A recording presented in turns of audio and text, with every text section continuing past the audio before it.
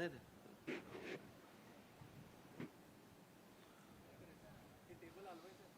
नाही कशाला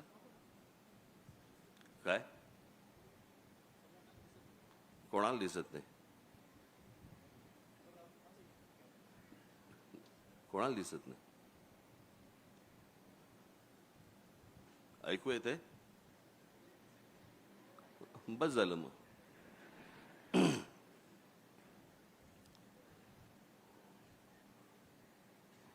वसंत व्याख्यानमालेचे अध्यक्ष श्री रोहित टिळक आणि आज इथे सर्व जमलेल्या माझ्या मराठी बांधवांनो भगिनींनो आणि मातांनो आलेल्या सर्व माझ्या पक्षातलेही अनेक जण इथे आलेले असतील आलेले आहेत माझी सर्वांना विनंती आहे हाशा टाळ्या वगैरे या सगळ्या गोष्टी असतात फक्त माझं भाषण चालू असताना माझं बोलणं चालू असताना कृपया कोणी घोषणा देऊ नयेत धन्यवाद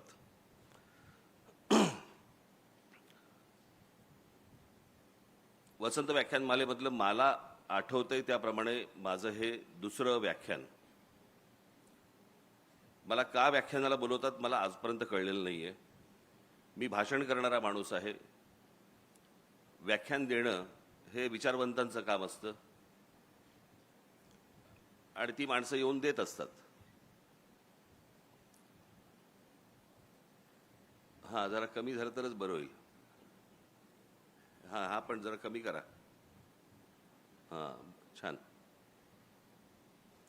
मागे जेव्हा माझं व्याख्यान झालं होतं तेव्हा मला असं वाटतं मागच्या बाहेर एक पटांगण आहे बरोबर ना त्या पटांगणामध्ये माझं व्याख्यान झालं होतं त्याला बरीच वर्ष झाली आता म्हणजे साधारणपणे त्याला 25-30 वर्ष झाली असतील आणि त्याच्यानंतर माझं आज इथे व्याख्यान होतंय तुमचा विश्वास बसणार नाही याची मला पूर्ण खात्री आहे परंतु काही अशी महत्वाची मोजकी काही भाषणं असतात माझी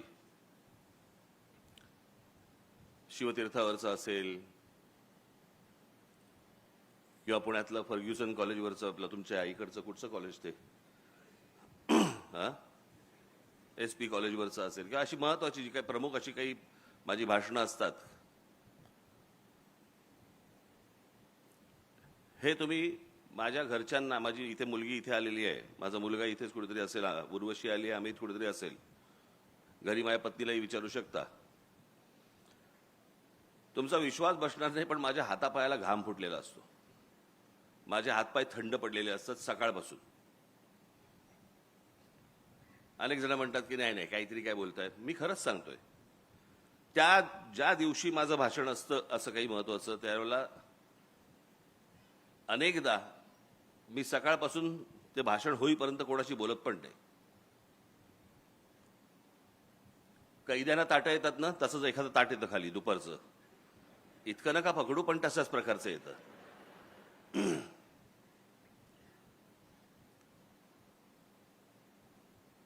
आणि का आज माझी ही अवस्था का आहे याचं कारण मी भाषण करणारा माणूस आहे मला व्याख्यान एका विषयामध्ये व्याख्यान हे एका विषयाशी संबंधित तुम्हाला बोलायचं असतं म्हणजे साधारणपणे त्याचं जर समजा ते मी मगाशी म्हटलं कोणाला तरी म्हटलं ते व्याख्यान ही गोष्ट समजा तुम्ही लिहिलीत तर त्याला निबंध म्हणता येईल आणि म्हणून त्या एका विषयाशी संबंधित असं हे आज व्याख्यान आहे अर्थात आजचा जो विषय मला जो दिलेला आहे तो माझ्या अत्यंत जिव्हाळ्याचा विषय आहे आणि म्हणून मी तो तुमच्याशी बोलणार आहे मी एकदा बाबासाहेब पुरंदरेंना असंच एकदा मी भेटून बोलत असताना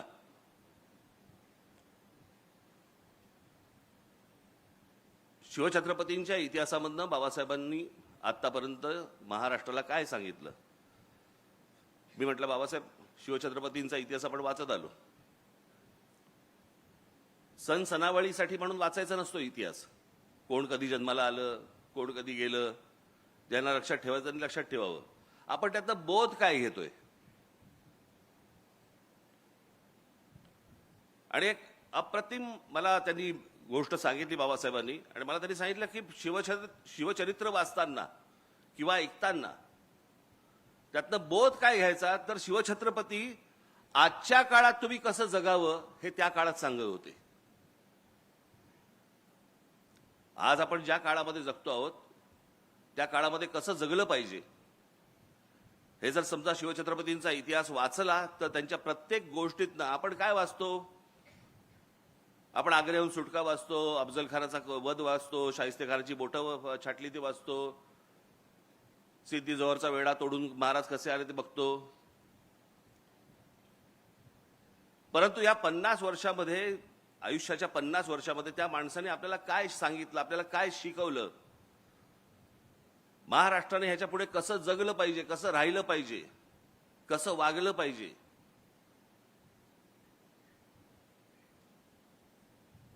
आणि तीच अनेक असंख्य गोष्टींची परंपरा आज ही फक्त महाराष्ट्राला लाभलेली आहे. मी त्या दिवशीचं माझं एक गुढीपाडव्याच्या सभेमधलं माझं भाषण होतं, त्याच्यामध्ये मी झरझर काही लोकांची नावं घेतली. सगळ्यांबद्दलच काही मला बोलता नाही आलं. परंतु तुम्ही महाराष्ट्र हा हे एकमेव राज्य आहे ज्याला आता 47 साली ज्यावेळेला स्वातंत्र्य मिळालं आपल्याला, ती स्वातंत्र्य मिळाल्यानंतर त्या सगळ्या प्रदेशांची राज्य झाली, म्हणून आता त्याला राज्य म्हणावं लागतंय. पण ते एकमेव राज्य असं आहे महाराष्ट्र की ज्याच्यातलं तुम्ही कोणतेही क्षेत्र काढा, त्या क्षेत्रामध्ये तुम्हाला माणसं मिळतील आणि अद्भुत पराक्रम गाजवलेली माणसं मिळतील. हे तुम्हाला भारताच्या देशाच्या कुठच्याही राज्यामध्ये अशी तुम्हाला माणसं सापडणार नाहीत.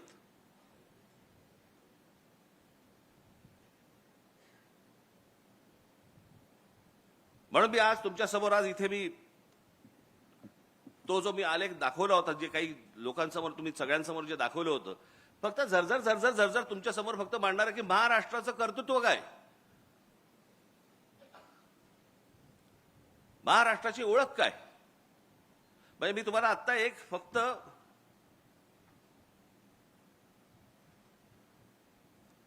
फक्त गोष्ट तुम्हाला मी वाचून दाखवतो. हा साधारणपणे त्याचा मराठीत भावार्थ आहे.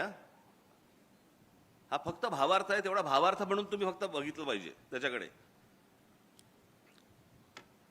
हे साधारणपणे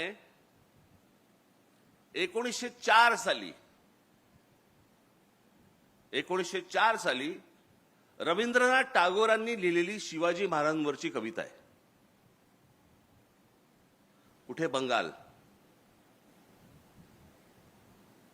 शिवछत्रपतींचा आदर्श किंवा शिवछत्रपतींबद्दलचा प्रेम, हेवा हा कुठपर्यंत कानाकोपऱ्यापर्यंत पसरला होता.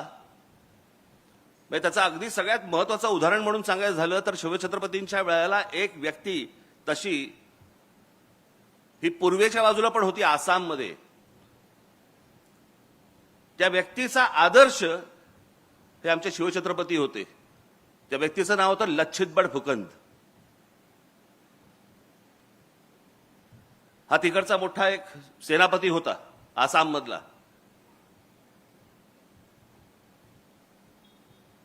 या सर्व लोकांना शिवछत्रपती माहिती आहेत, महाराष्ट्राला नाही कळले. ती टागोरांची फक्त मी तुम्हाला भावार्थ फक्त वाचून दाखवतो, तुमच्या लक्षात येईल. त्याला काही कवितेचं असं स्वरूप नाहीये.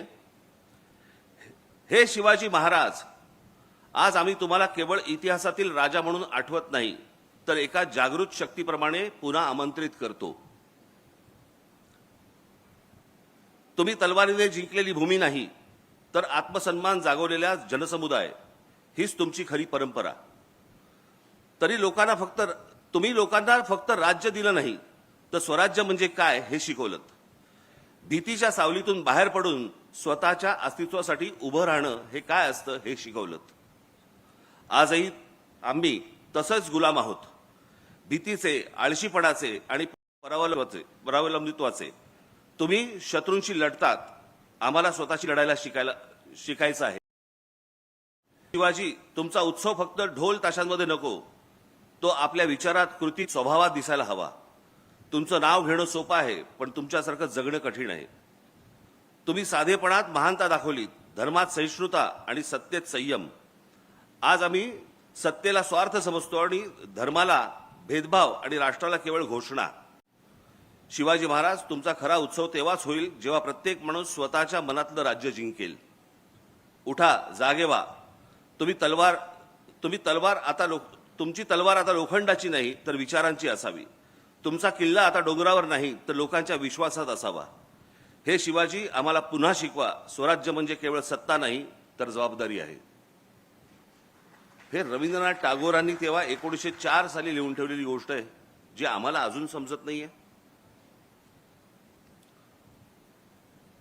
आपल्याकडची संत परंपरा महाराष्ट्राची कुठेही तुम्हाला सापडणार नाही. कोणत्याही राज्यात तुम्हाला अशा प्रकारचे संत सापडणार नाही ज्यांनी या संपूर्ण या भागाची, या राज्याची, ज्याला आता राज्य म्हणतो आपण, परंतु या संपूर्ण भागाची संपूर्ण वैचारिक मशागत केली. सर्वांना जातीपातीपासून दूर लोटलं, त्यातले भेदभाव सगळे काढून टाकले. आज नुसती आपण फक्त माणसं बघूया, नुसती माणसं फक्त बघूया. लावा.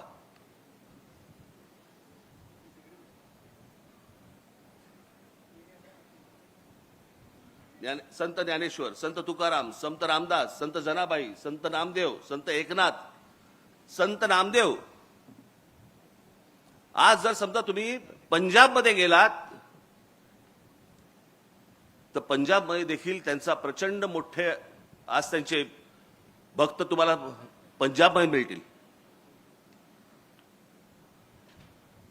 या लोकांनी हे संपूर्ण संत गाडगे बाबा, आज खरं तर सरकारची जी काय तो आहे ना, काय स्वच्छ भारत योजना, आज स्वच्छ भारत योजनेचा खरा सिंबल हा आमचे गाडगे बाबा पाहिजे होते.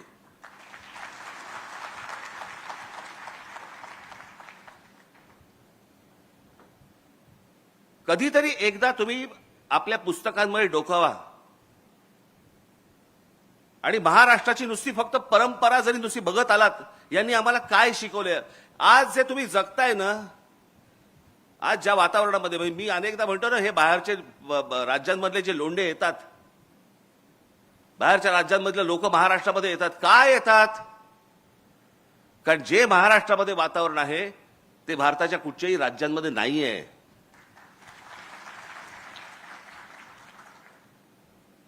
आज या महाराष्ट्रामधले, आज मुंबईसारख्या ठिकाणी, पुण्यासारख्या ठिकाणी, नागपूरसारख्या ठिकाणी आज मुली, महिला आज बसने जात असतात, कितीही वाजता रस्त्याने फिरत असतात. आज ह्या महाराष्ट्रामधला माणूस कधी त्यांना आज वेड्या वाकड्या नजरेने बघणार नाही, कधी त्यांना हात लावणार नाही, कधी छेडछाड करणार नाही.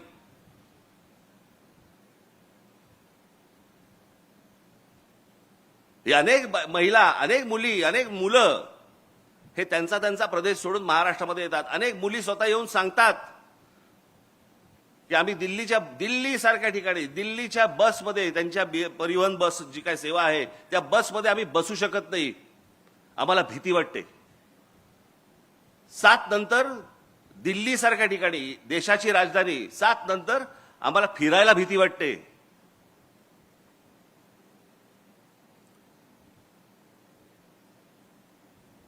देशाच्या राजधानीमध्ये जर समजा महिला असुरक्षित असतील आणि त्या सर्वांना आज सगळेजण, आज तुम्ही मुंबईमध्ये बघा, हरभजन सिंग पासून सगळेजण आज मुंबईत स्थायिक झालेत. कोणाकोणाची घरं नाहीत म्हणून सांगा, सगळेजण आपापल्या प्रदेशामधून आले आणि इथे मुंबईमध्ये, पुण्यामध्ये स्थायिक झाले. का झाले? कारण असं वातावरणच मिळत नाही. हे वातावरण कशामुळे निर्माण झालं? ही वैचारिक बैठक महाराष्ट्राची कशातनं निर्माण झाली? यांच्यामुळे. अशी असंख्य माणसं आहेत.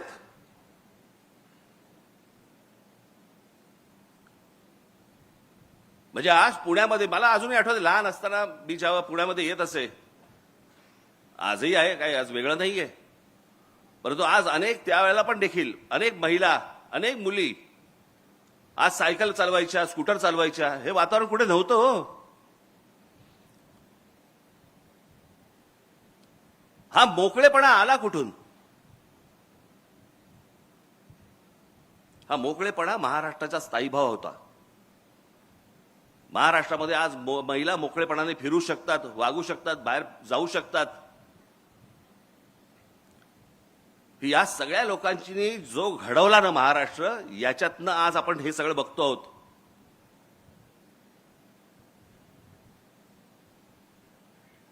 आपण दरवेळेला म्हणतो की मोगलांनी आक्रमण केलं, ह्यांनी आक्रमण केलं, त्यांनी आक्रमण केलं, पण ह्या सगळ्या आक्रमणामध्ये बंडखोरीचा विचार हा पहिला जर कोणाच्या मनात आला असेल तर तो एका स्त्रीच्या मनात आला की ह्यांच्या विरुद्ध बंड झालं पाहिजे. माझ्या भूमीवरती माझं राज्य असलं पाहिजे आणि माझ्या भूमीवरचं माझं राज्य, तिथून तो शब्द आला स्वराज्य. तो एका बंडखोर एका मुलीमध्ये आला जिने आपल्या वडिलांना सांगायचा प्रयत्न केला, त्यानंतर आपल्या नवऱ्याला सांगायचा प्रयत्न केला, त्यांनी तो प्रयत्न केला देखील. ते आमच्या जिजाऊ साहेब. शहाजीराजांनी बंड केलं, फसलं, आणि मग ती संपूर्ण गोष्ट आपल्या मुलाकडं करून घेतली. त्यालाही नशीब लागतं, त्याचा मुलगा जन्माला यायला लागतो.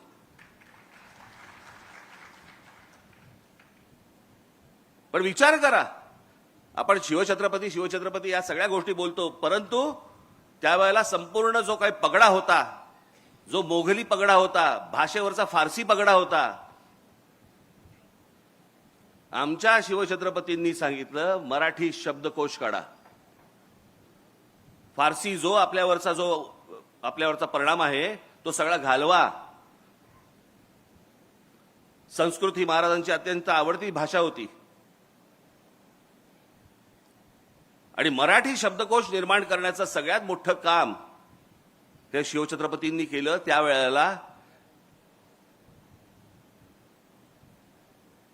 आम्ही नुसतेच फक्त छत्रपती शिवाजी महाराज की जय आम्ही फक्त घोषणा देणार,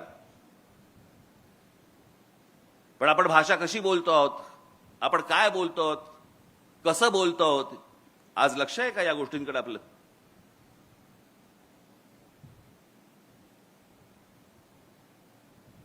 नुसती या महापुरुषांचे त्यांचे फक्त जयंती आणि पुण्यतिथ्यांना फक्त आपली आठवण येणार, त्यांची पुतळ्यांना हार घालून आम्ही मोकळे होणार. त्यांनी काय सांगितलं हे आपण संपूर्णपणे विसरलेलो आहोत आणि म्हणून आज महाराष्ट्राची ही अवस्था आहे.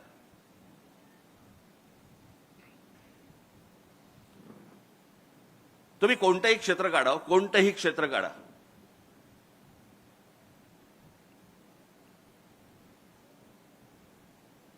आज शिवछत्रपतींच्या नंतर संपूर्ण साम्राज्याचा सगळा कुठपर्यंत पसरवलं ते पेशव्यांनी पसरवलं, मराठा साम्राज्याने पसरवलं. काय केलं? शिवछत्रपतींचा विचार पसरवला. तो शिवछत्रपतींचा विचार कुठून कुठपर्यंत पसरवला? जवळपास 125 वर्ष या संपूर्ण हिंद प्रांतावरती मराठ्यांचं राज्य होतं. आज ज्याला आपण भारत म्हणतोय ना, या भारतामध्ये अनेक आहेत. बंगाल आहे, पंजाब आहे, तामिळनाडू आहे, गुजरात आहे, अनेक आहेत. परंतु महाराष्ट्र हा एकमेव आहे ज्यांनी संपूर्ण या भूमीवरती राज्य केलं 125 वर्ष, आणि याच्यातनं नंतर फक्त ब्रिटिश आले, पण या देशातला कोणी नाही उभा राहिला. जे ब्रिटिश आले ते मराठा साम्राज्य बाजूला काढून पुढे आले. तोपर्यंत मराठा साम्राज्य होतं. आम्ही विसरून गेलो आम्ही कोण होतो, आम्ही कोण आहोत, आमची ताकद काय होती, आम्हाला लोक कसे विचारायचे,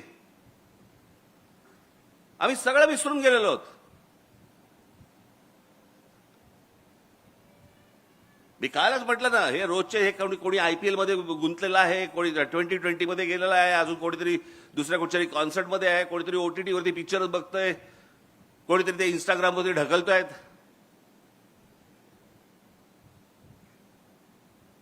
मूळ गोष्टींकडे आमचं दुर्लक्ष झालं की कोण आहोत आम्ही, आम्हाला हे कोणी शिकवलं, आमची भाषा काय, आमची मराठी भाषा. साधी गोष्ट लक्षात घ्या हो, की आज अभिजात भाषेचा दर्जा मिळाला मराठी भाषेला का? कारण ती प्राचीन भाषा आहे म्हणून. आणि आमच्याकडे वाद कसले चालू आहेत महाराष्ट्रामध्ये? हिंदी लादण्याचे.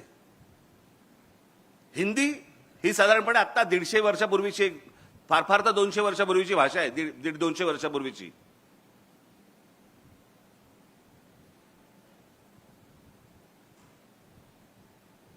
त्याच्यात आम्ही गुंतलेलो आहोत. म्हणजे उद्या हिंदी भाषेला जर समजा अभिजात भाषेचा दर्जा मिळायचा असेल ना, अजून 1000 वर्ष आहेत.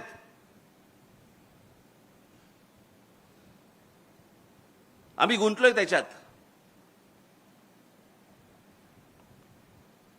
भाषेचा कडवटपणा काय असतो ना, आत्ताची एक फक्त तुम्हाला क्लिप दाखवतो. आत्ताची एक गोष्ट दाखवतो.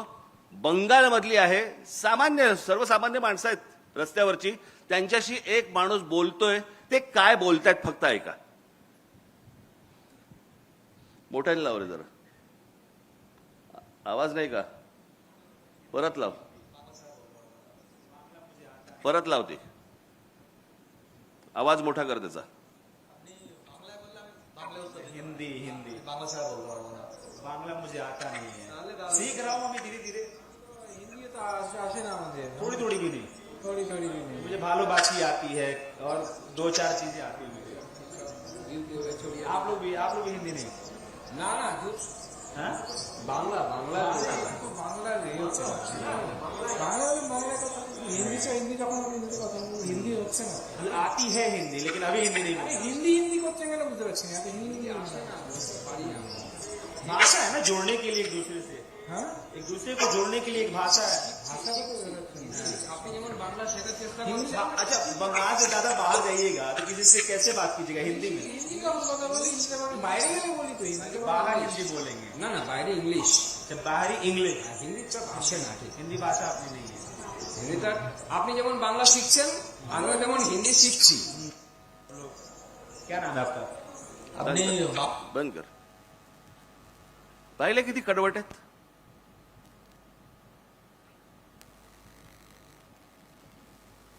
तुम्ही जोपर्यंत कडवट राहणार नाही, तुम्ही जोपर्यंत कडवट होणार नाही, तोपर्यंत ह्या गोष्टी अशाच होत राहणार.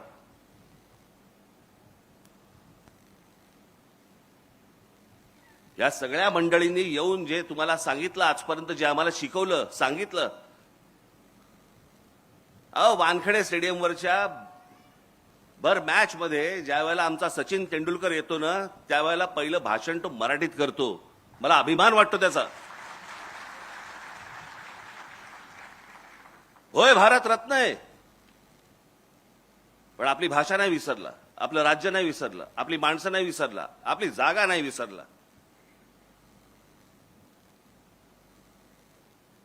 आणि आमची लोक, इतरची लोक येतात, त्यांच्याशी भांडताना पण हिंदीत भांडतात. बरं, तुला येत पण नाही हिंदी.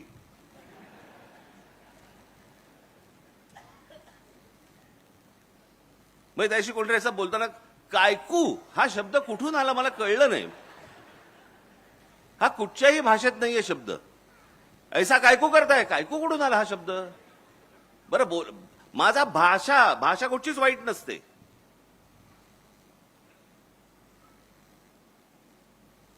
आपण मार खातोय ह्याच गोष्टीने की आम्हाला कोणी काय सांगितलं, आम्हाला कोणी काय शिकवलं. मी मगाशी म्हटलं ना की आपल्याला ह्या गोष्टींचा अभिमान पाहिजे. माझे एक मित्र आहेत,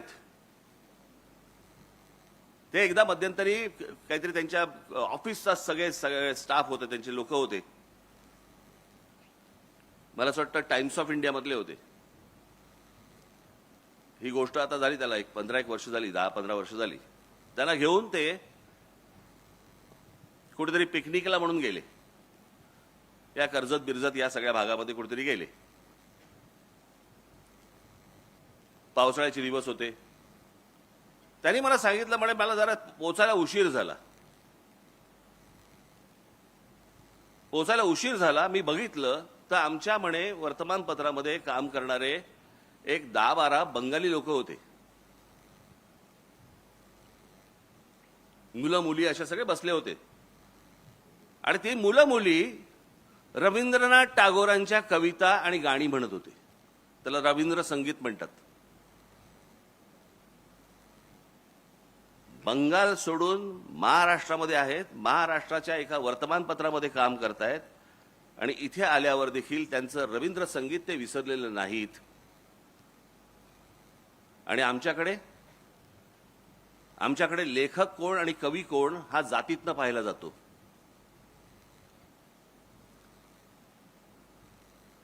तुम्ही मराठी म्हणून एकत्र कधी येऊच नाहीत याचा पूर्णपणे बंदोबस्त केलेला आहे. तुमचा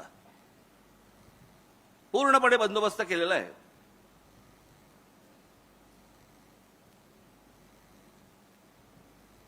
आत्ता काल परवाकडे कोणतरी ते कोणी साधू आहेत ना, संधी साधू, कोणालाही पेव फुटतं. त्याशी एका बाबाची एकाने मस्त उतरवली. मी कुठेतरी त्याची कोणाकडे तरी क्लिप पाहिली, ती फार फार सुंदर उतरवली त्याची. त्याने विचारलं काय बाबा, सीता स्वयंवर में रावण जी आए थे क्या? बरं, आता ह्यांना काही सगळंच माहिती असतं ना, वरती काही लावलं की सगळंच माहिती असतं. तर बोला हाँ आए थे. अच्छा, तो उनको न्योता देने कौन गया था? तो बोले नहीं, वो राम जी के कोई थे, उनके साथ वाले जो थे उनको न्योता देने गए थे. अच्छा, तो न्योता पहुंच गया वहां पे? तो बोले हाँ, इसीलिए तो आ गए.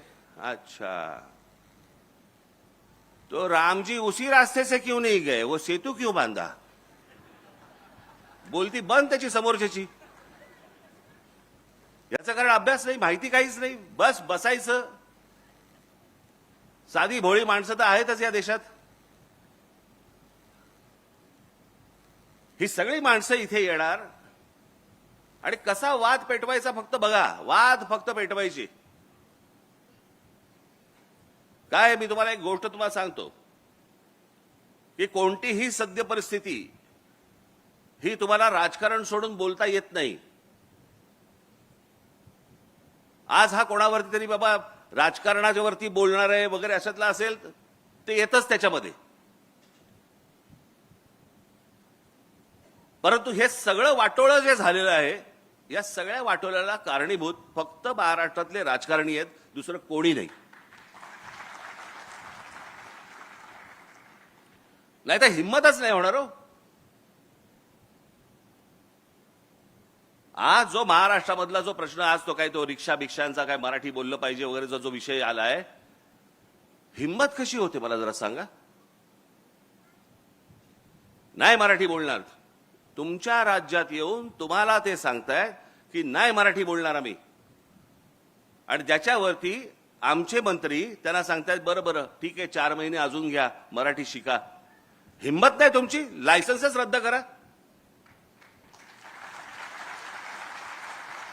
हेच बाकीच्या राज्यात काय होईल? हेच तामिळनाडूमध्ये जर समजा ते बोलले, नाही बोलत जा तामिळ, काय होईल मला जरा सांगा तिकडे. पंजाबमध्ये गेले आणि बोलले नाही येत पंजाबी, आम्हाला नाही बोलायचं पंजाबी, काय होईल तिकडे. गुजरातमध्ये गेले आणि बोलले नाही गुजराती बोलायचं आम्हाला, काय होईल त्या राज्यांमध्ये तिकडे. मराठी टिकवायची असेल तर ती वरपासून खालपर्यंत टिकवायला लागते. आणि आमच्या लोकांनी जे सांगितलं, आमची लोक जे सांगत आले, बोलत आले, तो महाराष्ट्राचा ठसा तो त्यांनी उमटवला ना. म्हणजे एक साधं उदाहरण तुम्हाला सांगतो. सी.डी. देशमुख, चिंतामणराव देशमुख, हा देश स्वतंत्र झाल्यानंतरचे आपल्या देशाचे पहिले फायनान्स मिनिस्टर. आधी कोण होते? रिझर्व्ह बँकेचे गव्हर्नर. भारत स्वतंत्र झाल्यानंतर ज्या नोटा छापल्या गेल्या, त्या नोटेवरचं पहिली स्वाक्षरी जी आहे नोटेवरची, ती चिंतामणराव देशमुखांची आहे, एका मराठी माणसाची आहे.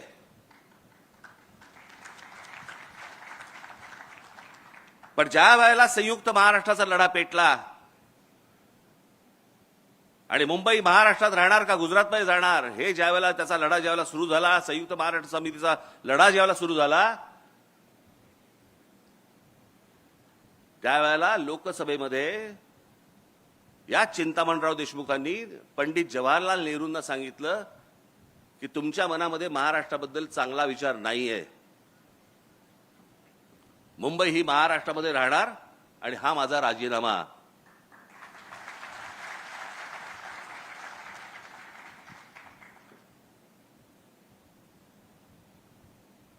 तो माणूस IAS होता. त्यांना जेवढे मार्क मिळाले तेवढे आजपर्यंत IASच्या परीक्षेमध्ये, स्पर्धा परीक्षेमध्ये आजपर्यंत एवढे मार्क कोणालाही मिळाले नव्हते. ते CD देशमुख. ते महाराष्ट्राच्या स्वाभिमानासाठी पंडित जवाहरलाल नेहरूंसमोर राजीनामा फेकतात. हा महाराष्ट्र. आणि आम्ही काय करतोय? आमचं लक्षच नाही महाराष्ट्राकडे. आमच्या देशामधला एकमेव खेळाडू, महाराष्ट्राचा एकमेव खेळाडू सचिन तेंडुलकर, ज्याला भारतरत्न मिळालं, एकमेव खेळाडू आहे.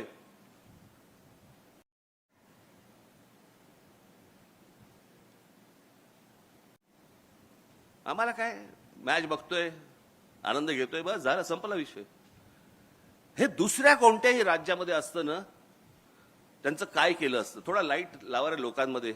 मला असं वाटतं मी एकटाच बोलतोय. लोकांमधले लाईट आहेत का? माझ्यावरचा नाही. हा बघ, हा लोकांमध्ये आहेत की नाही लाईट? अरे तापायला लागलं रे माझ्या मागे. हा, आज मी जर चुकत नसीन तर आज दादासाहेब फाळकेंची जयंती. माहितीच नाही आम्हाला कोणाला. आज आम्ही OTT वरती बघतोय, चित्रपट बघतोय, आम्ही मजा घेतोय, चित्रपटांची मजा घेतोय. अरे पण ज्या भारतामध्ये पहिल्यांदा चित्रपट सृष्टी आणली, चित्रपट ज्या माणसाने पहिला बनवला, तो आमचा मराठी माणूस दादासाहेब फाळके. आम्हाला विसरच पडलेला आहे या लोकांचा. सत्यजित रे यांना ऑस्करचा लाईफ टाईम अचिव्हमेंट अवॉर्ड मिळाला. ऑस्करचा लाईफ टाईम अचिव्हमेंट अवॉर्ड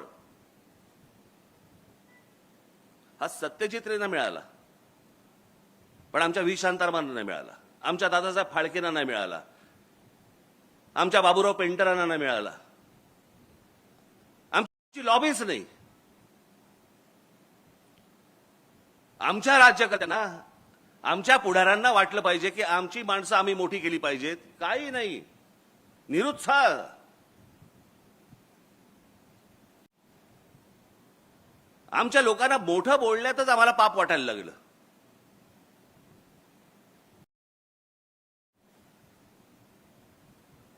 तुम्ही सायन्स अँड टेक्नॉलॉजी घ्या, त्यात मराठी माणसं आहेत. कुठे आहेत तरी ती?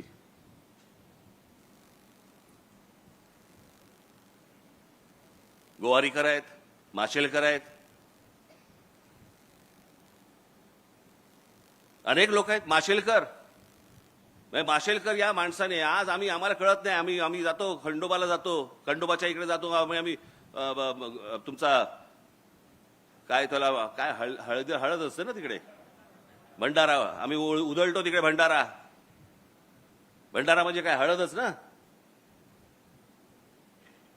या हळदीवरती अमेरिकेने पेटंट सांगितलं होतं की हे नाही आमचं आहे म्हणून. अमेरिकेने जागतिक स्तरावरती आमचे माशेलकर भांडले आणि ते पेटंट भारतात मिळून आणलं की हळद आमची आहे.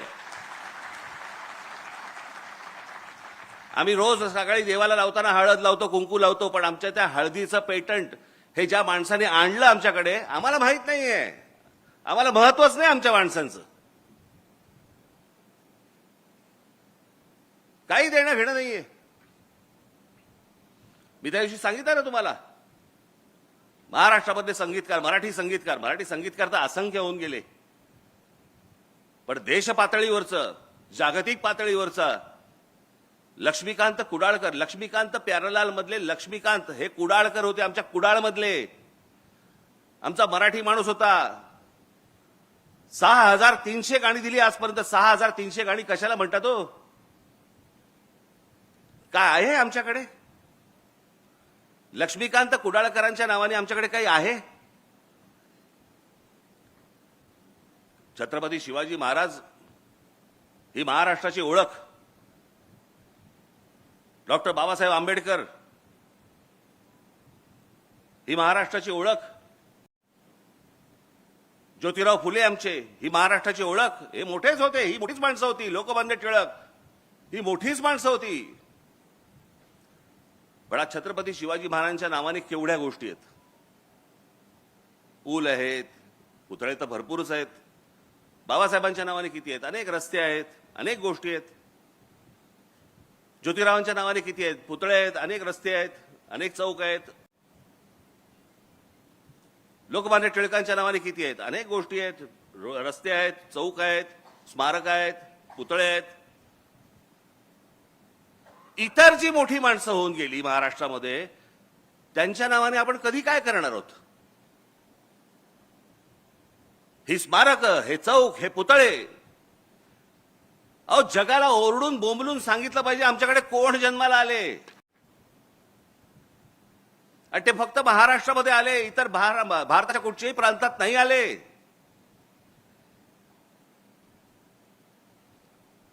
काँग्रेसची स्थापना याच महाराष्ट्रात झाली.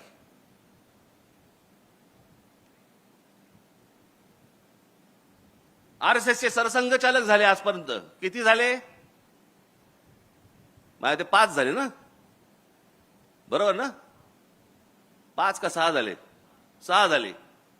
या 6 पैकी 4 मराठी माणसं आहेत.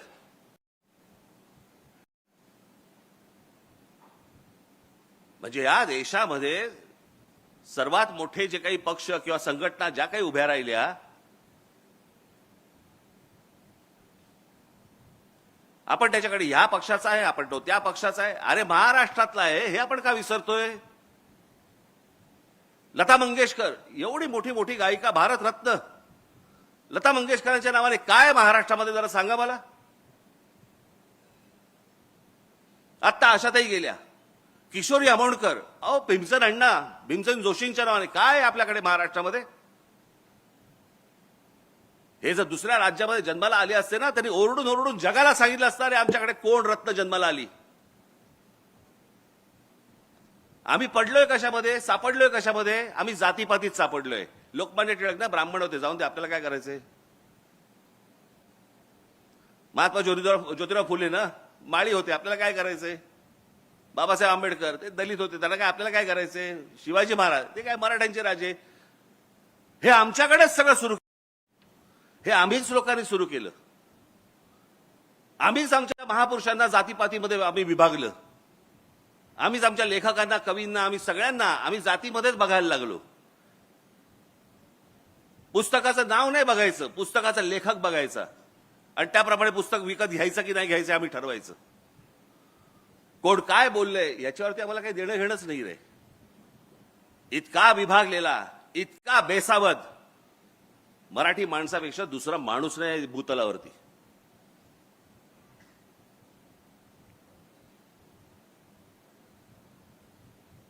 माझ्या मनातला जो महाराष्ट्र आपण ज्याला म्हणतो, अहो महाराष्ट्र दरवेळेला बोलताना आम्ही आमचा महाराष्ट्र स्वाभिमानी आहे म्हणजे काय.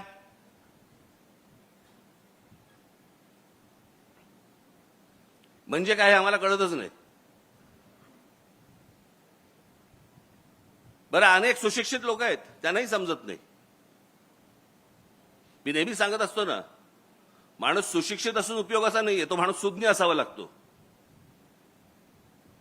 ते मध्यंतरी काय ते झालं ना, ते काय सिंदूर काय ते युद्ध काय ते झालं सगळं, आणि मग सगळे जण सुरू झाले, कराची ले लिया,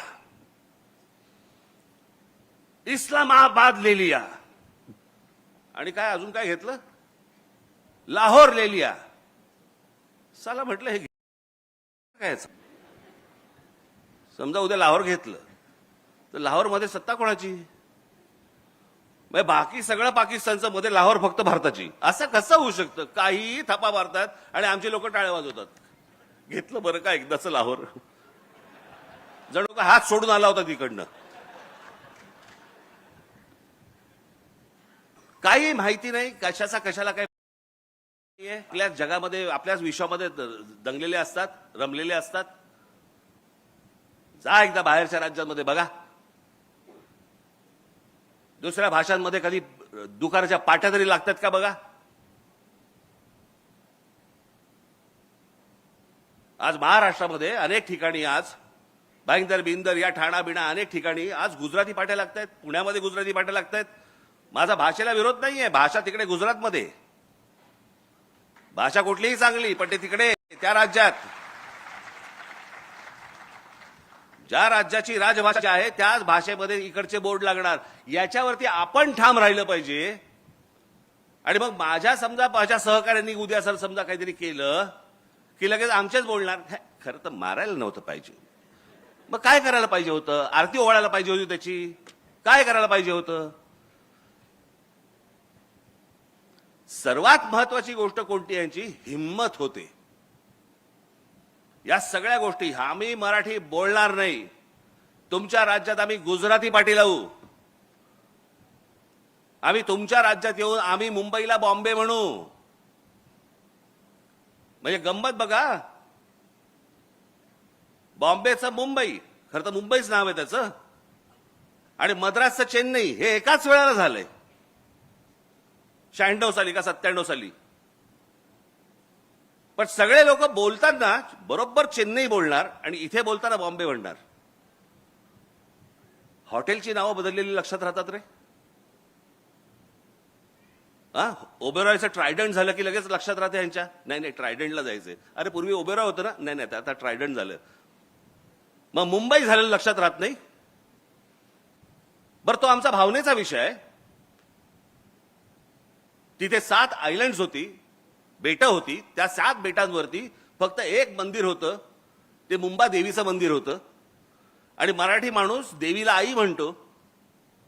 तो तिथे जाताना कुठे चाललास? मुंबईला चाललो. मुंबईचं दर्शन घ्यायला चाललो.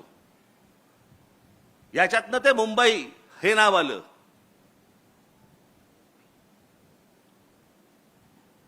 पण आम्हीच नाही, आम्हालाच काही वाटत नाही या गोष्टींचं. एखादा समोरचा काही बोलला की बाबा बॉम्बेला जाऊन आलो, आम्ही पण काही लक्ष देत नाही. मागे एका चित्रपटामध्ये केलं होतं त्यांनी. चित्रपटामध्ये बॉम्बे बॉम्बे बॉम्बे उल्लेख होता. मला कळलं. म्हटलं जर नाही काढलं तर बांबू बांबू बांबू एवढंच फक्त लक्षात ठेव.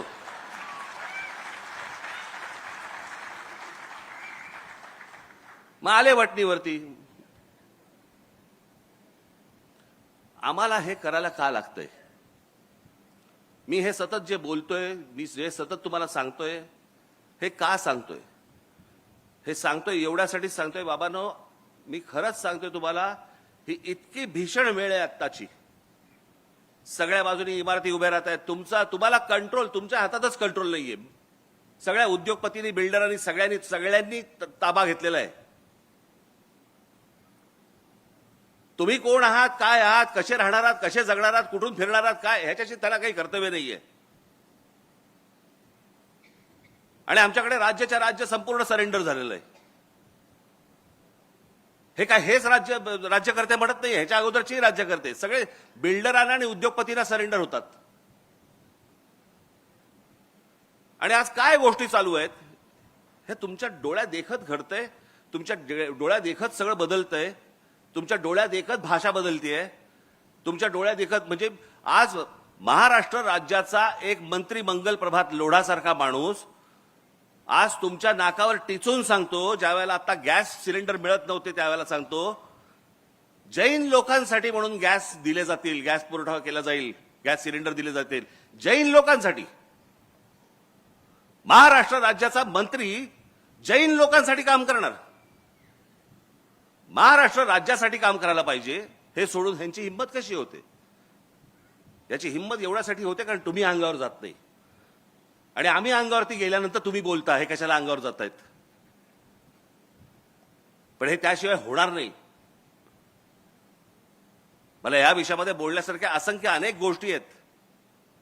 परंतु या सगळ्या गोष्टींना एक कुठेतरी राजकीय किनार आहे म्हणून मला या व्यासपीठावर मांडायची नाहीये.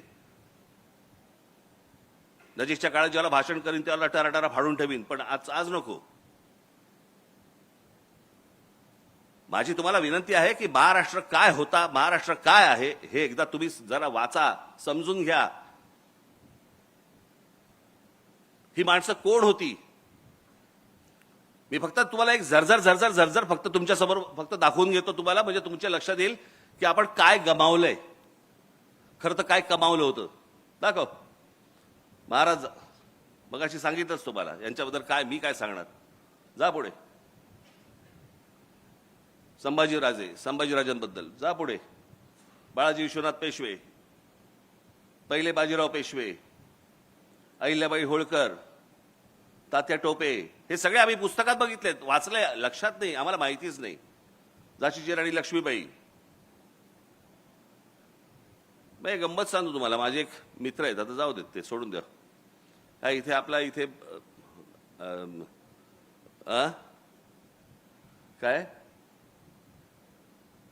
हो जा पुढे, मागे जा जरा. हा लक्ष्मीबाईंचा पुतळा. हा इथे पुतळा आहे नाही का, हा बालगंधर्वच्या इकडे. मी गाडी चालू होतो, माझ्या बाजूला बसले होते, तर मी म्हटलं, असं बघितलं, म्हटलं काय लक्ष्मीबाईंचा पुतळा केलाय, सुंदर केलाय ना? हो हो छान केला. झाशीच्या राणींसारखा पण दिसतो ना? मी बोललोच नाही पुढे. मी पुढचा प्रवास मी सहज नुसतं न बोलताच आलो. मी म्हटलं जाऊ दे, मरू द्यायला काय समजून सांगणार.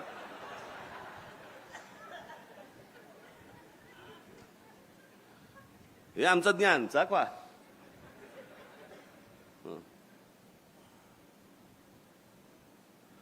एक मिनिट मागे जा. हे भाऊ लक्ष्मण अजिंक्य, हे आपल्याला माहिती नसतील, परंतु मुंबईतला भाऊचा धक्का यांनी बांधला. जिथे कोकणामध्ये येणाऱ्या सगळ्या बोटी ज्या यायच्या त्यांच्यासाठी जो धक्का बांधला गेला, हे जे सांगतात ना मराठी माणसाचं कॉन्ट्रीब्युशन काय, पुढे जा. नाना जगन्नाथ शंकर शेठ. मी फक्त तुमचं त्यांचं वक्तव्य वाचून दाखवतो मला. जगन्नाथ शंकर शेठ. शिक्षण, वाहतूक आणि संस्था उभ्या करत त्यांनी मुंबईला केवळ व्यापार केंद्र न ठेवता विचारांचं महानगर बनवलं. ह्यांचं सगळ्यात मोठे कॉन्ट्रीब्युशन ब्रिटिशांच्या बरोबरीने, म्हणजे माणसं आमची शिकली पाहिजेत, ब्रिटिशांचा काळ होता, त्यांना बरोबर घेऊन पण भारतासाठी, आपल्या माणसांसाठी त्यांनी शाळा कॉलेज उभी केली. कोणती? एल्फिन्स्टन कॉलेज यांच्यामुळे, विल्सन कॉलेज यांच्यामुळे, सर जे स्कूल ऑफ आर्ट यांच्यामुळे, ग्रँड मेडिकल यांच्यामुळे. हे या माणसामुळे झालेलं आहे. आम्हाला काही त्याचं पडलेलं नाहीये. कोण नाना शंकर शेठ, कोण आहे ती माणसं, काही देणं घेणं नाही आम्हाला. जा पुढे. सीताराम खंडेराव वैद्य. सीताराम खंडेराव वैद्य तुम्ही ऐकाल ना, हे आर्किटेक्ट होते. म्हणजे मी तुम्हाला सांगतो, मी जिथे राहतो बरोबर त्याच्या मागच्या बाजूला यांचे मला असं वाटतं नातू राहत होते. नातू रमेश वैद्य म्हणून, बरं का.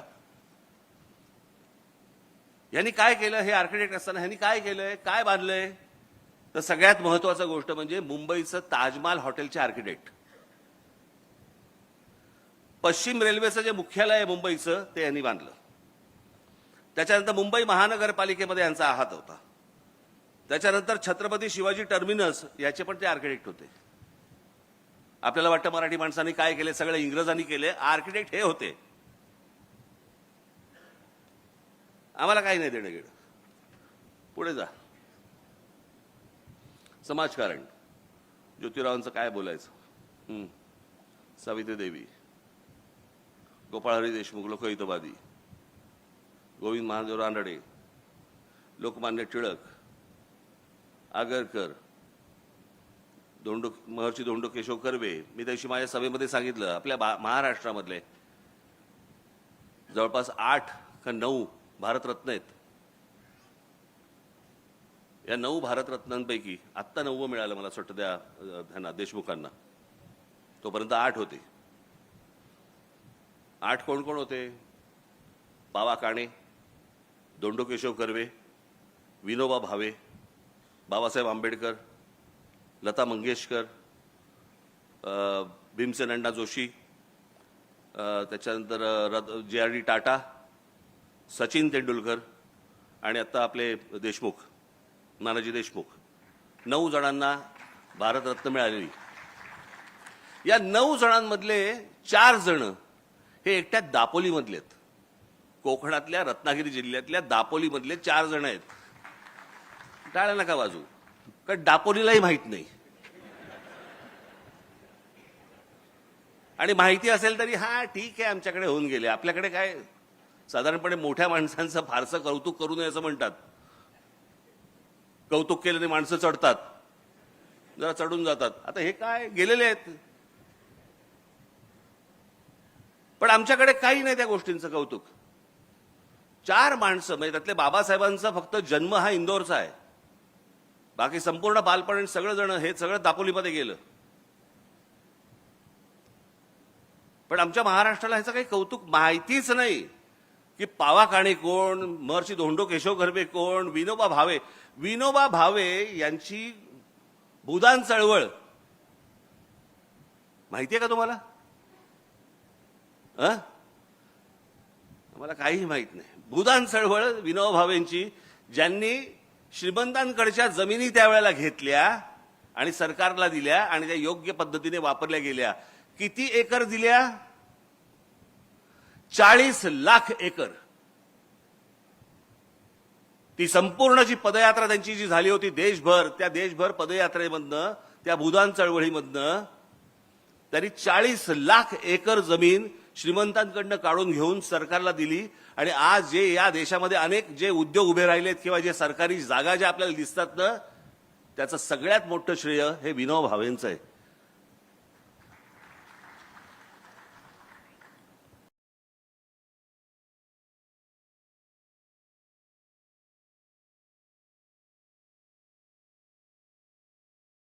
देत आहे, परत त्या उद्योगधंदेवाल्यांकडे देत आहेत. काय वाटलं असेल मी का आजपर्यंत एवढा देशभर चाललो आणि त्यातनं मला काय मिळालं? आम्हाला या लोकांचं काही वाटतच नाही. या लोकांचं पुढे जा. पंडित रमाबाई, आनंदीबाई जोशी, त्या काळामध्ये विचार करायचा, परदेशामध्ये जायचं आणि डॉक्टर व्हायचं. विचार करून बघा त्या काळात, म्हणजे तो कोणता काळ होता? समुद्रावरनं गेल्यावर तुम्हाला हिंदू धर्मात तुम्ही राहणार नाही, तुम्हाला दुसऱ्या धर्मात जावं लागेल. काहीतरी आचाट विचाट काहीतरी कल्पना असायच्या त्यावेळेच्या. म्हणजे त्यावेळेला आमचे दादासाहेब फाळके देखील परदेशात गेलेच की, अनेक लोक गेले. गांधी गेले की, गांधीने कुठचा धर्म बदलला? पण त्यावेळेला ते काहीतरी असायचं, विहिरीत पाव टाकला की धर्म बदलतो. कुठला पाव टाकला की? सध्या प्लेटमध्ये पडला पाव तरी धर्म नाही बदलत होता. पण प्रश्न असा आहे की त्या काळामध्ये अशा प्रकारची मानसिकता लोकांमध्ये असताना अमेरिकेसारख्या ठिकाणी जायचं, डॉक्टर व्हायचं आणि यायचं. पहिली स्त्री डॉक्टर होणारी या देशामधली, तेही महाराष्ट्रामधलं महिलांचं कर्तृत्व हे जितकं अफाट आहे तेवढं तुम्हाला कुठच्याही राज्यामध्ये मिळणार नाही. तुम्हाला कोणत्याच राज्यात मिळणार नाही. पुढे जा. गोपाळकृष्ण गोखले, हे गांधीजींचे गुरु, ज्यांनी सांगितलं, महात्मा गांधींना सांगितलं, पहिला देश फिर, देश बघ, देश समजला की काय करायचं हे आपोआप तुला समजेल. विठ्ठलरामजी शिंदे, शाहू महाराजांबद्दल काय सांगायचं? तुम्ही एकदा हे ह्यांच्याबद्दल वाचावं. मला मी तुम्हाला सांगतो ना, या एकेका माणसांवरती तुम्ही 1-1 तास बोलू शकू आपण. 1-1 तास. इतकी मोठी माणसं महाराष्ट्रात होऊन गेली. सावरकर, बाबासाहेब, प्रबोधनकार ठाकरे, भाऊराव पाटील, ताराबाई मोडक, विनोबा भावे सांगितलं मगाशी, नाना पाटील, क्रांतिसिंह नाना पाटील, चिंतामणरावांचं मगाशी सांगितलं तुम्हाला मी, पंजाबराव देशमुख, रामानंद तीर्थ. ही लक्षात ठेवा नावं आणि घरी जाऊन वाचा यांच्याबद्दल. यशवंतराव चव्हाण प्रचंड मोठं योगदान. आज आपण कोयना बिना बघतोय, धरण बिरण. आज महाराष्ट्राची औद्योगिक प्रगती जी सुरुवातीच्या काळामध्ये जी घडत गेली, मोठा झाला महाराष्ट्र, याचं मोठं श्रेय हे यशवंतरावांना जातं. कधी गेलात कोयना धरणावरती गेलात कधी? गेलात? मी गेलोय. पोच नसते ना, किंवा आपण कधी कुठची गोष्ट बोलली पाहिजे ह्याची माहिती नसते ना, अशा लोकांबरोबर गेलो तुम्ही. तिथे एक मोठी लिफ्ट होती, मोठी लिफ्ट होती. त्या लिफ्टमध्ये मला ते घेऊन गेले. बरं, ती लिफ्ट इतकी हळू होती, साधारणपणे 40 लोक त्या लिफ्टमध्ये जाऊ शकतील एवढी लिफ्ट होती. इतकी हळू होती की खाली जाईपर्यंत दाढी वाढते की काय, या लेवलला इतकी हळू चालली होती. बरं, ती जाताना खाली समोर भिंत कसली भिंत? कोयना धरणाची भिंत, म्हणजे त्या साईडला पाणी खाली चालली आहे. माझ्या बाजूला सगळे जे काय इंजिनियर होते उत्साहात. राज ठाकरे आलेत. मी आपला चाललोय त्यांच्यावर खाली. साहेब, दिवसाला 100 भूकंप होता तिकडे. मी म्हटलं, अहो हे बाहेर आल्यावरती सर्किट हाऊसवरती बोलता नाही का येणार आपल्याला? हे खाली जातानाची गोष्ट आहे का म्हटलं? कधी कुठची गोष्ट, पण तुम्ही कोयना धरण जरूर बघितलं पाहिजे. त्याचा पहिला टप्पा, दुसरा टप्पा, तिसरा टप्पा, जिकडे आज वीज निर्मिती होते ती जाऊन बघा. तुम्हाला मी पहिल्यांदा जेव्हा गेलो तेव्हा मला असं वाटलं जेम्स बॉन्डचा सेट आहे की काय. तुम्ही जाऊन फक्त बघा कोयना धरण, सहज जाऊन बघा की आपल्याकडे काय काय गोष्टी झाल्या त्या. माननीय बाळासाहेब ठाकरे, काय बोलायचं यांच्याबद्दल? संयुक्त महाराष्ट्र झाल्यानंतर, संयुक्त महाराष्ट्र समिती फुटल्यानंतर मराठी माणसांना एकत्र आणून संघटना बांधणारा हा माणूस, या देशामध्ये, संपूर्ण देशात हिंदूंना हिंदू म्हणून मतदान करायला लावणारा हा देशातला पहिला माणूस.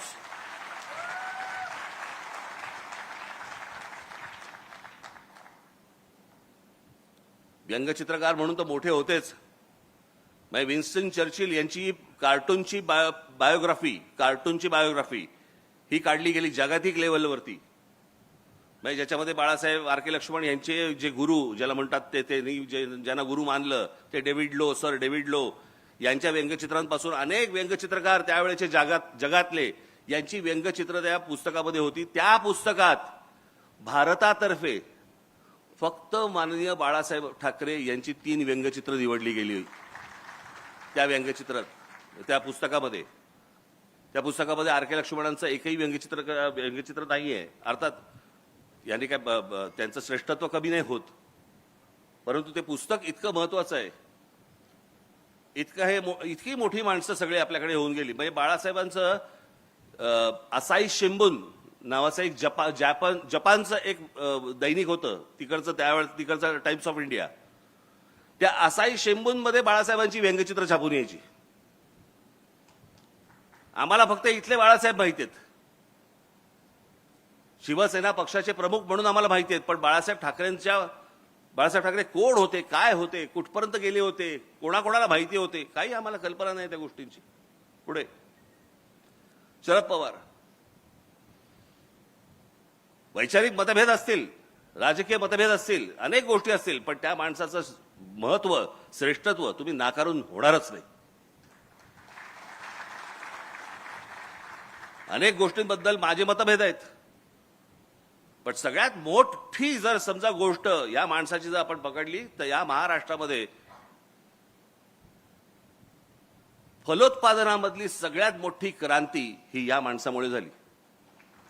आज आम्ही आता सहज बघतो, पूर्वी काय असायचं आमच्याकडे, कोणतरी मामा यायचा, प्लास्टिकच्या छोट्याशा पिशवीमध्ये मोसंबी घेऊन यायचा, मग कळायचं कोणतरी आजारी आहे.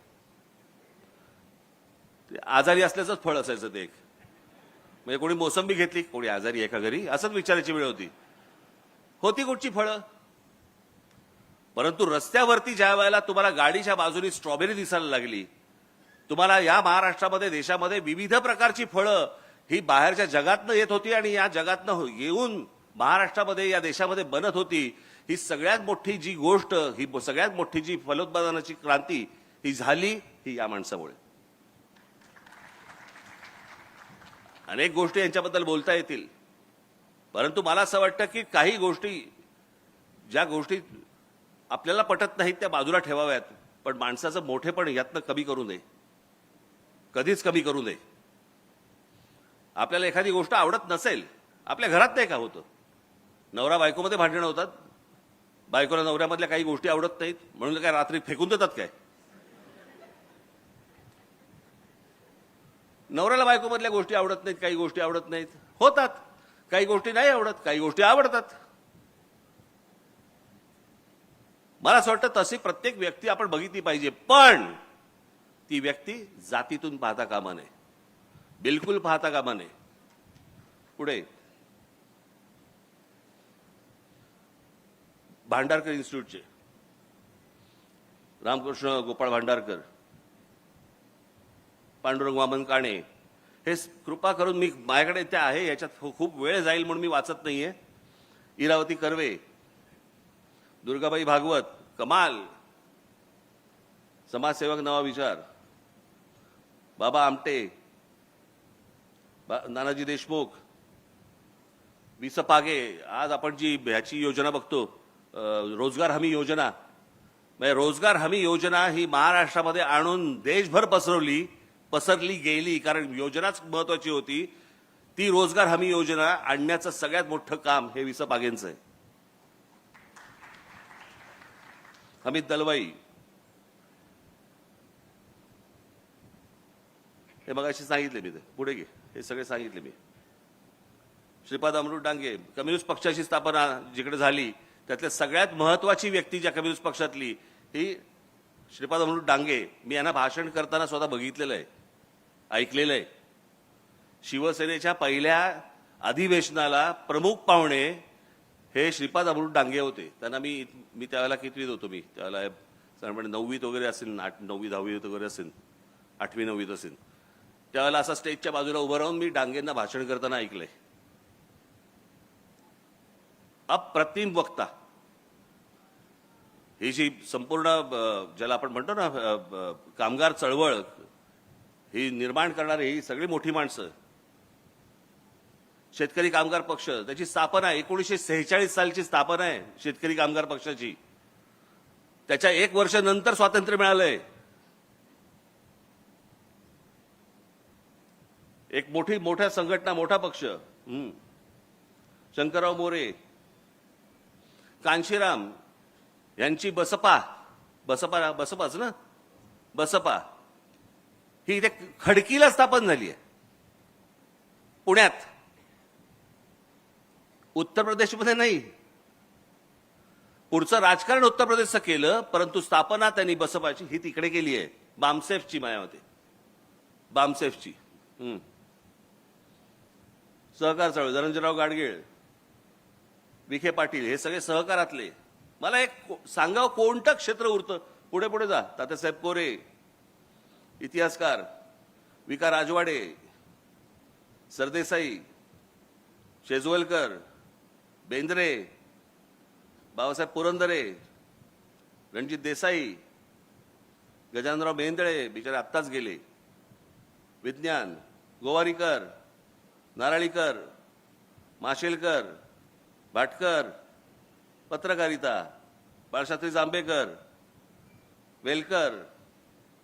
हे वेलकर, एक मिनिट थांबा, हे महत्वाचे आहेत. हे वेलकर इंग्रजांच्या त्यावेळेला, त्या काळामध्ये या मराठी माणसाने एका इंग्रज माणसाबरोबर मिळून एक इंग्रजी दैनिक स्थापन केलं. त्या दैनिकाचं नाव होतं बॉम्बे हेराल्ड. ती जी कंपनी स्थापन झाली, ती कंपनी नंतर ब्रिटिशांनी नंतर तिकडे विकत घेतली. त्यांनी काय ते बेनेट कोलमन यांनी विकत घेतली. तो आजचा टाइम्स ऑफ इंडिया. पण ती निर्मिती केली एका मराठी माणसाने. आम्हाला माहितीच नाही, जाऊ देत. कृष्णाजी प्रभाकर खाडीलकर हे केसरीमध्ये लिहायचे, नंतर स्वतःचं वर्तमानपत्र उभं केलं, नवाकाळ. आचार्य यात्रा यांच्याबद्दल काय बोलायचं. पांडुरंग सदाशिव खानखोजेंबद्दल मी तुम्हाला वाचून दाखवतो मुद्दामून.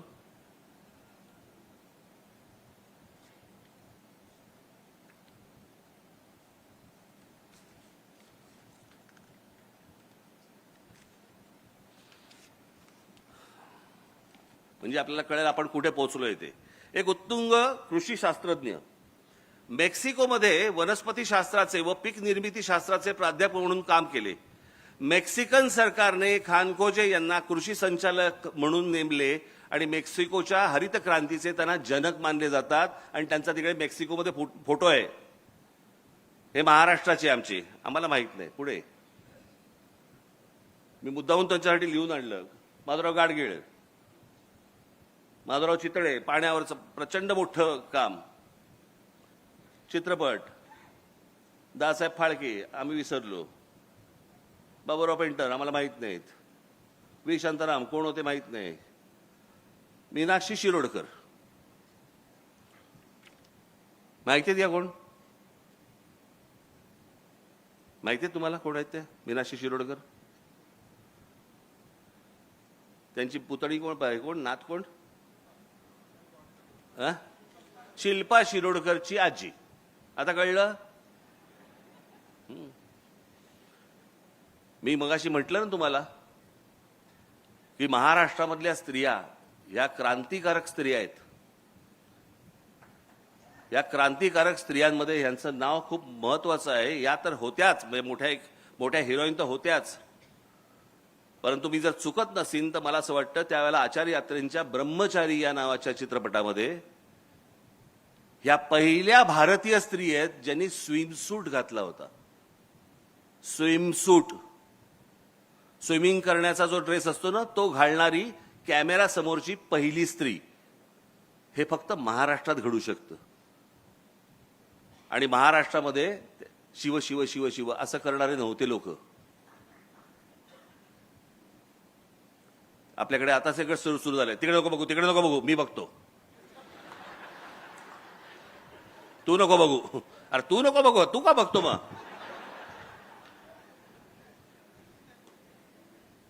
पुढे शोभना समर्थ. शोभना समर्थ ह्या तर हिरोईन होत्याच, पण यांची सगळ्यात मोठी देण मराठीमधली त्या म्हणजे त्यांच्या दोन्ही मुली, एक तनुजा आणि एक नूतन. या दोन मोठ्या हिरोईन ह्या त्यांच्या दोन्ही त्यांच्या मुली. पुढे जा. हे यांच्याबद्दल काय बोलावं. महाराष्ट्राचा सुपरस्टार.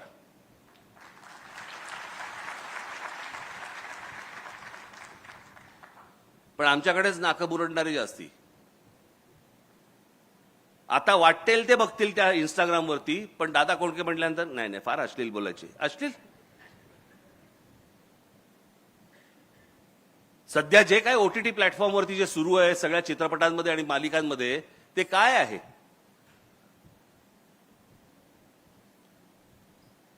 परंतु संपूर्ण हिंदी चित्रपट सृष्टीला देखील भुरळ घालणारा माणूस हा एकमेव माणूस होता. मी स्वतः बघितलेलं आहे. मी तुम्हाला सांगतो, आमच्या बांद्र्याच्या कला मंदिरमध्ये एकदा मी त्यांचा चित्रपट पाहायला गेलो होतो आणि पुढे तो बॉक्स होता. बॉक्समध्ये आम्ही 4 जण होतो. बॉक्स काहीतरी एक 20चा बॉक्स होता. आम्ही 4 जण होतो. पुढचे 16 जण हे सगळे गुजराती होते आणि करून हसत होते. दादा कोंडकेंच्या चित्रपटाला आले होते. त्यांना समजतंय, ते येत आहेत, ते पाहतायत. आमच्या लोकांचं त्यांना फार महत्व. आम्ही विसरून गेलो. पुढे दादा कोंडकेंच्या नावाने काय आहे महाराष्ट्रामध्ये? एक तरी वास्तू आहे, एक तरी रस्ता आहे, एक तरी चौक आहे. काही नाही आमच्याकडे. निळू निळू भाऊंच्या नावाने काय आहे? एक कुठेतरी एका रेस्टॉरंटमध्ये मी बघितलं, एक आमच्या जवळच्या त्यांच्याकडे विचारांकडे ते निळू भाऊ एका झोपाळ्यावरती बसलेले, त्यांच्या रेस्टॉरंटमध्ये त्यांनी ठेवले. ते पुसतात त्यांना. पण निळू भाऊंच्या नावाने काय? काही नाही आमच्याकडे. नूतन. पुढे जा, पुढे जा. आशुतोष गोवारीकर, पहिला मराठी माणूस ज्याचा चित्रपट ऑस्कर नॉमिनेशन त्याला मिळालं. Oscar nomination. एक दिग्दर्शक, मराठी दिग्दर्शक. आम्ही विसरून गेलो. पुढे पुढे संगीतकार श्रीरामचंद्र. केवढा मोठा संगीतकार होऊन गेला. आमच्याकडे शिवाजी पार्कला एक कोपरा आहे, कोपरा, श्रीरामचंद्र चौक. अहो आमच्याकडे मुंबईला मोहम्मद रफींच्या नावाने चौक आहे. मोहम्मद रफी. मोहम्मद रफींच्या गाणी आजही सगळेजण ऐकतात. त्यांचे जगामध्ये इतके मोठे त्यांचे ऐकणारे लोक त्यांचे आहेत, फॉलोअर्स आहेत. आम्हाला काही त्याचं नाही. आम्ही आमच्या फक्त तिकडे बांधून ठेवलं एक चौक, मोहम्मद रफी चौक. पुढे कुडाळकरांचं सांगितलं मगाशी. हे सगळे संगीत मैफिल आपल्याकडची, एवढे सगळे संगीतकार आपल्याकडे होऊन गेले. आज काय आमच्याकडे? आज काही नाही. एक आपले अजय अतुल आहेत, बाकीचे थोडे थोडे एखाद्या चित्रपटामध्ये वगैरे इकडे तिकडे येतात, पण ते जातात. हे म्हणजे सतत सातत्याने नवनवीन अख्खं म्हणजे तेवढा मैफिलच असायची हो वेगवेगळ्या गाण्यांची. म्हणजे जवळपास 60, 70, 80 हा सगळा सगळे 2 दशकं यांची सगळी गाणी ऐकत आलो आपण. पुढे भीमसेन अण्णा काही आहे का आमच्याकडे? काही नाही. कुमार गंधर्व काही आहे का आमच्याकडे? महाराष्ट्रामध्ये यांचं काही आहे का स्मृती? नाही, काही नाही. दीदींच्या नावाने काय आहे का? काही नाही. किशोरीताईंच्या नावाने काय आहे का? काही नाही. कोणाच्याच नावाने काही नाही हो. आशाताईंच्या नावाने काही नाही. जितेंद्र अभिषेकींच्या नावाने काही नाही. चित्रकार धुरंधर, पी.ए. धोंड, आचरेकर, सातवळेकर, एस.एम. पंडित, दीनानाथ दलाल काही नाही. मी एकदा राष्ट्रपती भवनात गेलो होतो. मोठमोठी त्यांच्याकडे तिकडे पेंटिंग्स आहेत राष्ट्रपती भवनामध्ये, राष्ट्रपतींची काढलेली, जुन्या राष्ट्रपतींची. मी कलामांना भेटायला गेलो होतो. मी असं सहज पाहिली तिकडे, म्हटलं आता येताना बघू. मोठमोठी पेंटिंग्स आहेत ती. मी गेलो, कलामांना भेटलो, भेटून बाहेर आलो. म्हटलं आता शांतपणे बघू. एक एक पेंटिंग बघताना जेव्हा खाली बघायचो, त्यातली जवळपास 70% पेंटिंग्स ही आमच्या मराठी लोकांची होती, मराठी चित्रकारांची होती. आम्हाला काही नाही त्याचं. पुढे गायतोंडे यांचं पेंटिंग आत्ता 2-3 वर्षापूर्वी झालं असेल, 40 कोटी रुपयाला गेलं.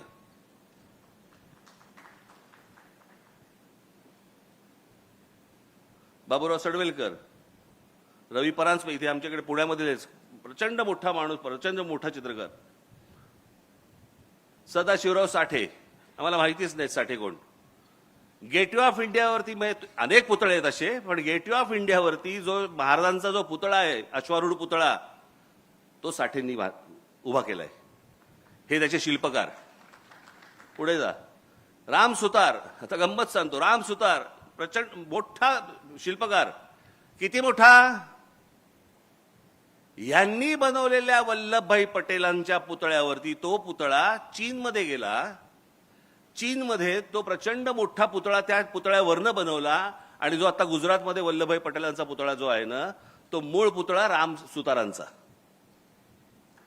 आम्हाला माहित नाही. आम्ही जातोय तिकडे पुतळे बघतोय. वा वा छान, चला. उद्योग. शंतनुराव किर्लोस्कर, पुणा. गरवारे इथेच. दाजी काका गाडगीळ, चितळे. एस एच केळकर म्हणजे जगभरामधली अनेक जी परफ्युम्स येतात तुम्हाला आज आपण वापरतो, याचा जो अर्क जातो ना अनेक ठिकाणचा, तो एस एच केळकरांकडनं जातो. मोठमोठ्या परफ्युम्सचा, मोठमोठ्या ते काय ज्या असतात त्या सुगंधी गोष्टी. वजे पण बीजी शिर्के आमच्या इथलेच. हे सिपोरेक्स ज्या इमारती ज्या उभ्या राहत आहेत त्याच्या ज्या विटा आहेत सिपोरेक्सच्या, हे आमचे शिर्के. हे केशव पेंढारकर म्हणजे कोण आमचे? आम्ही तो फक्त आमचा रामदेव बाबा बघतो, अप्पर डिप्पर मारलेला.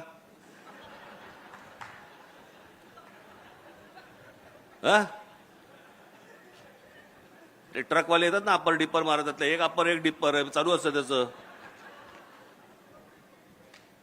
हे विको वज्रदंतीचे मालक, जे आजपर्यंत आम्ही ऐकत आलो वज्रदंती विको वज्रदंती, हे विको वज्रदंतीचे मालक. पुढे वासुदेव कोलटकर कसले? मी मध्यंतरी एक माहिती मुलाखत दिली होती, त्याच्यामध्ये मी सांगितलं होतं आमची ठाण्याची मिसळ मामलेदारची इतकी तिखट असते, ती इतकी तिखट असते की जेव्हा तुम्ही पैसे भरायला जाता त्याला एक माणूस पॅन्ट खाली करून कैलास जेवण लावून देतो.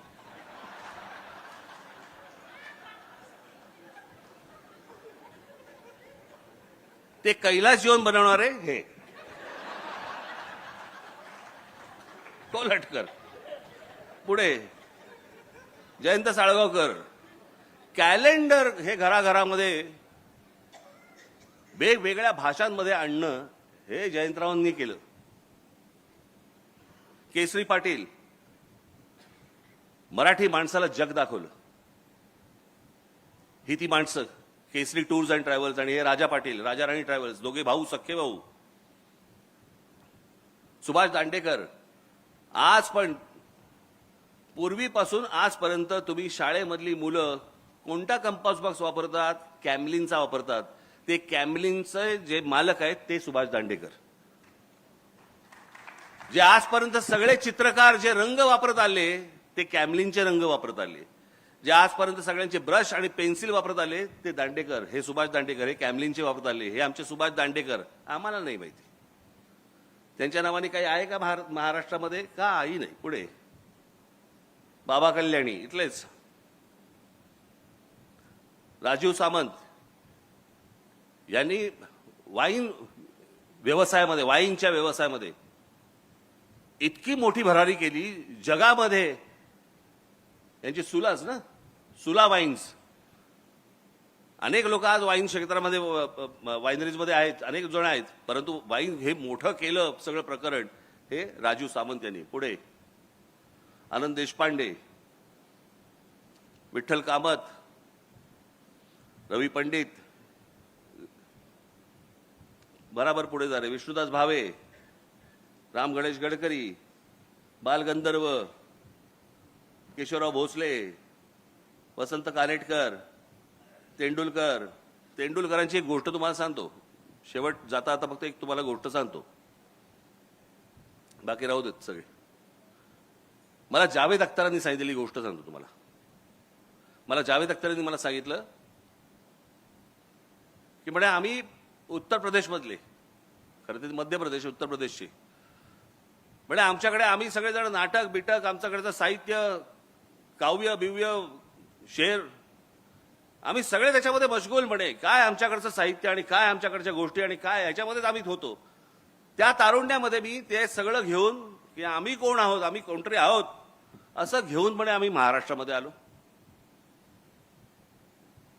महाराष्ट्रात आल्यानंतर काही दिवसांनी म्हणे माझ्या इथे ओळखी झाल्या, काही मित्र मला भेटले, काही त्यातले मित्र माझे मराठी होते म्हणे. आणि त्या मित्रांना मी भेटलो आणि भेटल्यावर त्यांनी मला सांगितलं चला एका नाटकाला घेऊन जातो तुला, मराठी नाटकाला. तुला कोणतं नाटक? ते म्हणे काय ते शांतता कोर्ट चालू आहे. आणि म्हणे मी ते बघायला गेलो. हे त्यांचं वाक्य सांगतो. मी ते नाटक पाहिलं आणि त्या क्षणाला मला असं वाटलं मी थोबाडीत मारून घ्यावी. की आम्ही ज्या भ्रमात होतो की आमच्याकडचं उत्तरेकडचं आमचं नाटक आणि काव्य आणि सगळ्या गोष्टी इतक्या प्रचंड ताकदीच्या आहेत, हे नाटक पाहिल्यावरती आमच्या लक्षात आलं की आम्ही कुठे आहोत आणि हे महाराष्ट्र कुठे आहे, मराठी लोक कुठे आहेत. हे बाहेरच्यांना जाणवते महाराष्ट्राचं महत्व. महाराष्ट्राला कधी जाणवणार आहे? तुम्हाला कधी कळणार आहे आपण कोण आहोत, आपल्याकडे काय आहे, आपल्याकडे काय ताकद, आपले पूर्वज काय बोलून गेले. हे आपले पूर्वजच. या लोकांनी इतक्या खस्ता खाल्ल्या, इतकी तपश्चर्या केली, इतक्या गोष्टी केल्यात या महाराष्ट्रासाठी, ज्याचं या महाराष्ट्राला शून्य कौतुक आहे. आणि आम्हाला काही त्याच्याशी देणं घेणं नाहीचं. आम्ही सहज दुसऱ्याशी सहज हिंदीमध्ये बोलायला लागतो. माझं तुम्हाला फक्त सांगणं आहे आज, बाकी सगळं सोडून द्या. सगळ्या गोष्टी होत राहतील, आम्ही त्या सगळ्या गोष्टी करत राहू. महाराष्ट्रामधल्या मराठी माणसांनी फक्त मराठीमध्ये बोलावं, समोरचा हिंदीत बोलला तरी चालेल.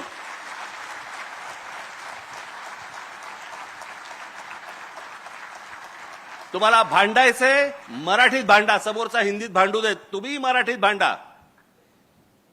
जे तुम्हाला व्यक्त करायचंय ते मराठीमध्ये व्यक्त करा. समोरचे झक मारत मराठीमध्ये बोलायला लागतील.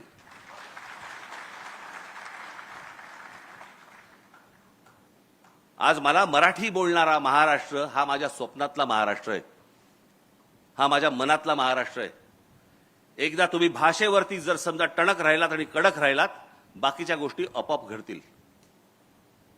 माझी तुम्हाला हात जोडून सगळ्यांना विनंती आहे, तुम्ही इथे जमलेल्या सर्वांना आणि इथे माझे प्रसार माध्यमाचे लोक जे आले असतील त्यांच्या मार्फत जे महाराष्ट्रामध्ये जे कोणी लोक बघत असतील, ऐकत असतील, त्या सर्वांना माझं सांगणं आहे, जिथे कुठे जाल, जिथे कुठे बोलाल, ज्यांच्याशी कोणाशी बोलाल, समोरचा मराठी असो अमराठी असो, कोणी म्हणजे कुणी असू देत अमराठी, तुम्ही सगळेजण त्याच्याशी मराठीमध्ये बोलावं एवढी फक्त हात जोडून विनंती करतो.